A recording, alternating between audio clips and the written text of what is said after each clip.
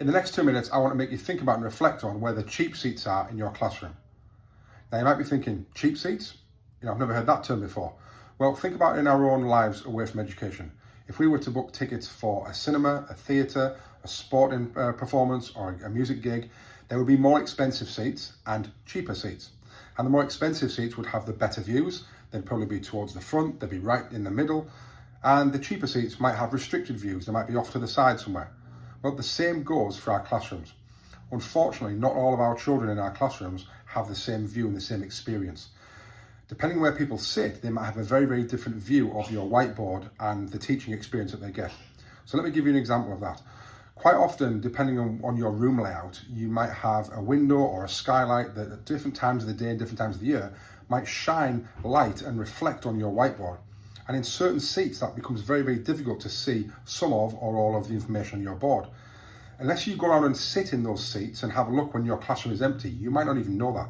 So the first thing for you to do is to actually walk your room at different times of the day and have a look at the different experiences, and not just stand, but like crouch down a little bit and sit, because the level that you're stood at or you're sat at will also dictate what you see on the board and whether it is whether there's light shining on it and whether it's a restricted view. Also, typically the front end seats near the wall have the worst view. They're probably your cheapest seats if you were to think about it like that, because their view of your board is so narrow, they're so close to the board and so far out, that depending on your room layout, they might have a really, really acute view of your board. Whereas your best views, your most expensive seats if you want, are right down the middle and potentially on the aisles.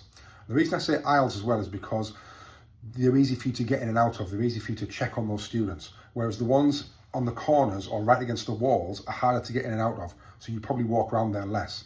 So what I want you to do is reflect on where are those cheap and expensive seats, and then who are you going to put in those seats? Who are you going to put in your more expensive seats? Do you want to put your disadvantaged students or your SEND students in the very, very best seats in your classroom?